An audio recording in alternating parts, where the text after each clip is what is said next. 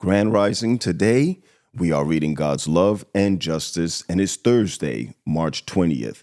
The question, who is my neighbor? In Luke's account, just after Jesus declares the two greatest commandments of love for God and love for a neighbor, a lawyer, wanting to justify himself, said to Jesus, "And who is my neighbor?"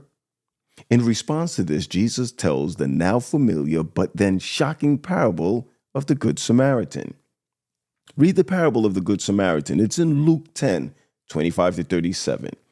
What is this passage saying in light of the cry of the prophets for mercy and justice and of the kinds of injustices that different people groups have inflicted on others throughout human history? Jesus did not just talk about justice, he came to bring it. He was and will be the fulfillment of the prophetic call and longing for justice. He is the desire of all nations, especially those who recognize their need for deliverance. In direct contrast to the enemy, who grasped for power and sought to usurp God's throne, Jesus lowered himself and identified with those under sin, injustice, and oppression without being infected by sin, and he defeated the enemy by giving himself in love in order to establish justice as the one who is just and the justifier of all who believe. How can we claim to be concerned about the law that Christ died to uphold if we're not concerned about what Christ calls the weightier matters of the law?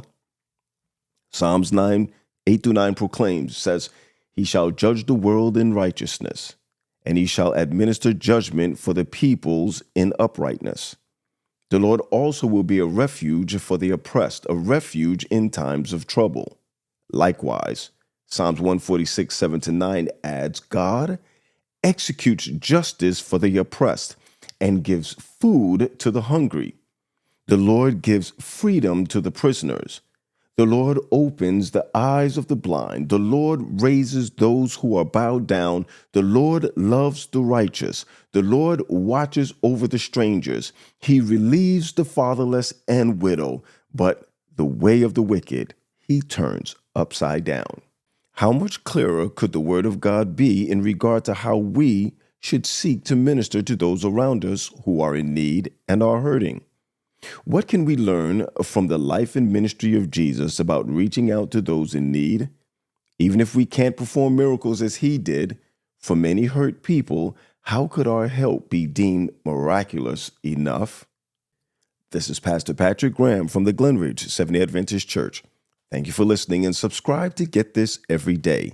And today, God bless you real good.